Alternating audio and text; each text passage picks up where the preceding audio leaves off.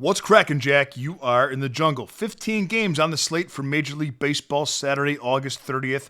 We're going to break down every single one of them, come up with the best bet for all of them right here, right now.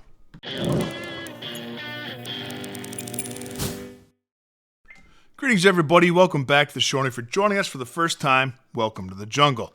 I've got a bet for every single game in Major League Baseball for Saturday, and I'm going to leave two links for you in the comment section of this video.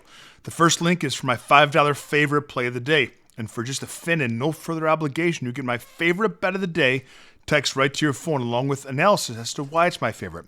The second link is to become a Jungle member. And for as little as 55 cents a day, you can become a member, get my full betting card sent to your phone every single morning, everything that I'm rolling with, access to our members-only Discord, and a direct line to me if you like my opinion and any other bet that you're considering placing. We have a free weekly trial. Take it for a test spin and see if it's for you. Today's video is brought to you by Outlier.bet, the top name in sports betting research, and by Red Lobster, now offering check cashing services. First game we're looking at, Milwaukee at Toronto. Quinn Priester going for the Brewers. Kevin Gausman for the Blue Jays. The Brewers have won 15 straight Quinn Priester starts. That's not a misspeak. The last 15 games Priester has started, the Brewers have won. He holds the edge over Kevin Gausman for starting pitchers in this game. Milwaukee's bullpen's currently ranked 8th in my rankings, a 3.27 ERA over the last 7 days, but a fatigue rate of 9.5 out of 10.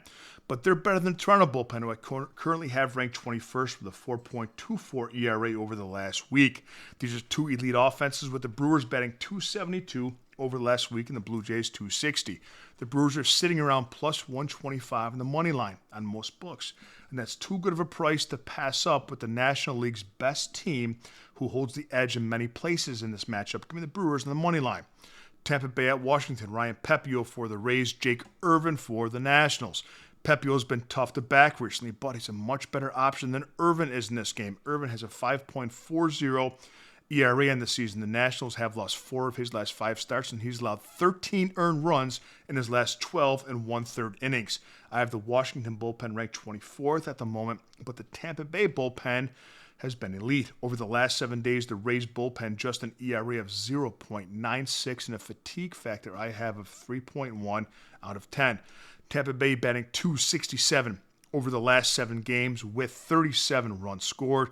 Washington batting .239 over their last 7 games with 28 runs scored. Tampa Bay is sitting around minus 145 on the money line on most books. I think the way to play this game is the Rays on the alternate line of -1. Miami at the Mets. Edward Cabrera going for the Fish. David Peterson for New York. Interesting cap at starting pitchers here because Cabrera's ceiling is higher, but the basement is lower. And the Mets have lost 4 of David Peterson's last 5 starts, and not against the most vicious of opponents either. They lost the Braves twice, the Guardians, and the Giants. The Mets' bats are currently much hotter at the moment, and the bullpen is in better shape as well. The Marlins bullpen has an ERA of 7.17 over the last 7 days and a fatigue rate of 8.1 out of 10, according to my calculations. The Mets' money line is too expensive, and we never lay 1.5 runs with the home team. The play here is the Mets team total over. Pittsburgh at Boston, we have Johan Oviedo going for the Pirates, Dusty May for the Red Sox. Now, just a small sample size for Oviedo on the year, but I'm not a fan of backing Dusty May. The Red Sox have lost 3 of his last 4 starts since he joined the team, and he allowed 3 home runs in his last game against the Yankees. He struggles with control, and when he misses over the plate. Boston bullpen is in good form. I have them ranked 4th this week. And the Pirates, I have 13th, but with a very high fatigue rate of 9.8 out of 10. The Pirates bullpen has pitched 35 innings over the last 7 days, by far the most of any bullpen in baseball. I think that Pittsburgh can get to Dusty May, and I think the Red Sox score throughout this game. Give me the over total of 9 in the Pirates-Red Sox. Atlanta at Philly, the return of Chris Sale taking on Christopher Sanchez. Now, if you've been watching the channel long enough, you know that I don't like to back pitchers in their first game coming off the IL. And Philly starter Christopher Sanchez has been as good as you can be this year. Both bullpens have been eaten up over the last 7 days, though. Philly ERA, bullpen area of 7.13 over the last week, and a fatigue rate of 8.7 out of 10.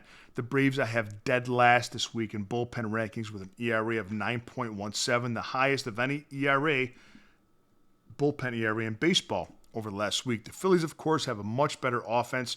It's curious that the money line is sitting around minus 142, being that Sale's going to be on a pitch count. I think that's an overreaction to Sale coming back in the game. The play here is Phillies on the money line. St. Louis at Cincinnati, Michael McCreary versus Andrew Abbott. McCreary has less than average numbers this year, but the Cardinals have won 4 of his last 5 starts. Andrew Abbott started off the year with Cy Young adjacent numbers, but has come back down to earth over his last 5 starts, and the Reds have lost 4 of his last 5 starts. Cardinals' bullpen's been better lately. I have them ranked 9th this week with a bullpen ERA of just 2.16, and I have the Reds 18th with a bullpen ERA of 4.50. Both offenses currently in rough shape. The Cardinals batting just .215 over the last 7 games, but the Reds batting just .202. Cincinnati 36-29 at home. St. Louis 29-37 on the road. Not my favorite game on the board, but if I had to play it, I'd take the Reds on the money line for anything less than minus 140. Angels at Houston. Kyle Hendricks going for the Halo. Spencer Arrighetti for the Astros. This game screams over to me. Hendricks has an ERA north of 5 and has allowed 13 earned runs his last 13 innings pitched. Arrighetti and Meatballs has an ERA of 6.21, bless his heart, and a whip north of 1.5. The Angels' bullpen has also allowed more home runs than any bullpen in baseball. Houston is 5th in team average, and the Angels are 4th in home runs. Give me the over of 9 in the Angels Astros. Yankees at the White Sox. Cam Schlitzler going for the pinstripe. Shane Smith for the White Sox. Schlitzler is in very good form. ERA of 2.76. He's been good for the Yankees. He's not allowed more than 2 earned runs in 5 straight starts. Shane Smith, the White Sox starter, was their lone all-star this year, but since then, since the all-star break, he's come back down to earth. The White Sox may have the worst bullpen in baseball, and they have an ERA of 7.65 over the last 7 days. The Yankees lead baseball in home runs, and their sticks are in good current form. 44 runs scored their last 7 games is the 3rd most in baseball. They're sitting on the run line at a decent price of minus 120 on most books. Because they're the away team, I'm okay laying the 1.5 with the Yankees. That's the play. Padres at the Twins. Nick Pivetta for San Diego. Taj Bradley, the former Ray, going for the Twins. Huge starting pitching edge for San Diego. Pivetta has been fantastic this season. There's high hopes for Bradley, but he's failed to realize them. Both bullpens are very good. I have San Diego, though, as the number 1 bullpen in Major League Baseball. There's an offensive edge here for San Diego as well. The money line's sitting around minus 185 on most books. Too expensive. I laid the 1.5 with San Diego on the road. Seattle at Cleveland. Logan Gilbert versus Gavin Williams. Starting pitching edge here going to Logan Gilbert. He's one of the best strikeout pitchers in baseball. Cleveland doesn't hit the ball very well. They have the lowest team batting average in baseball season long. And over the last 7 games, the Guardians batting just 180 as a team. The Guardians do have a good bullpen, however.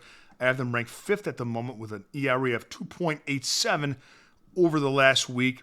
And I have the Mariners 14th with an ERA of 3.44 over the last 7 days, but a very low fatigue rate of 3.2. I think the move here is taking the bullpens out of this game and backing Logan Gilbert and the Mariners bats over Gavin Williams and the Guardians bats. Give me the Mariners first 5 money line. Tigers at Kansas City. Jackie Flaherty, Jesus Christ, Jack, get it on, will ya? Against Stephen Kolek for the Royals. Now, Flaherty's been rough on the road this season. Flaherty has an ERA of 6.08 on the road and a record of 2-6. And in his last start, he saw these Royals in Detroit, though, and he allowed 10 hits and 8 runs over just 5 innings. The Royals should see Flaherty's pitches very well on Saturday, and they have the bullpen edge. Kansas City's bullpen has an ERA of 2.16 over the last 7 days and a fatigue rate of just 2.1. That ranks them 6th in my current bullpen rankings. The play here, Kansas City at home. Baltimore at San Francisco. Trevor Rogers, the underrated Trevor Rogers for the Orioles. No official starter yet for San Francisco. I'm looking to back Rogers in this game. He has an ERA of 1.40 and a whip of 0.83. The Orioles have won 6 of his last 7 starts, and he has not allowed more than 1 earned run in 6 straight starts. And I'm looking to back the Orioles bullpen, however. The play in this game for me is Baltimore first 5 on the money line. Cubs at Coors Field taking on the Rockies. Javier Assad going for the Cubs. McCade Brown for the Rockies. Now, Brown has only had one start in his career, and it came against the Pirates August 24th. He did not do very well. He allowed 4 earned runs in just 3 innings. I'm not in a hurry to bag Javier Assad, however, but he's the much better option here. There's no value in backing the Cubs on the money line or the run line because of the price. The only play to make in this game is the Cubs team total over. Arizona at the Dodgers, lopsided pitching matchup. Eduardo Rodriguez going for the Diamondbacks, Tyler Glasnow for the Dodgers. Lopsided bullpen matchup as well. I have the Dodgers bullpen currently ranked second this week with an ERA of just 2.12 over the last 7 days and a fatigue rate of just 3.6. The Diamondbacks are a bottom 5 bullpen in baseball and are dealing with fatigue rate at the moment of 9.3 out of 10 with no high leverage arms available for this matchup. The Dodgers money line is more expensive than minus 200. Even the run line at minus 1.5, you're not getting any value. Only way to play this game, Dodgers team total over. Rangers at the A's. Last game we're looking at, Merrill Kelly going for the Rangers. No official starter yet for the A's. Kelly has been the Rangers' best pitcher as of late. Came over from the Diamondbacks, and he's been really good since he joined the Rangers. But the bullpen, the Rangers bullpen that was once dominant, has stumbled since the All-Star break. I have the Rangers bullpen currently ranked 22nd with an ERA over 4 over the last 7 days and a fatigue rate of 8.9. The A's bullpen has taken a different trajectory. They started off terrible, and since then they've actually been pretty good. They have an ERA of just 2.39 over the last 7 days and a fatigue rate, according to me, of 3.7. The A's also had a major offensive edge in this game. The play for me is the A's on the money line. Let's have a day, and I'll see you next time with a little more money in your pocket.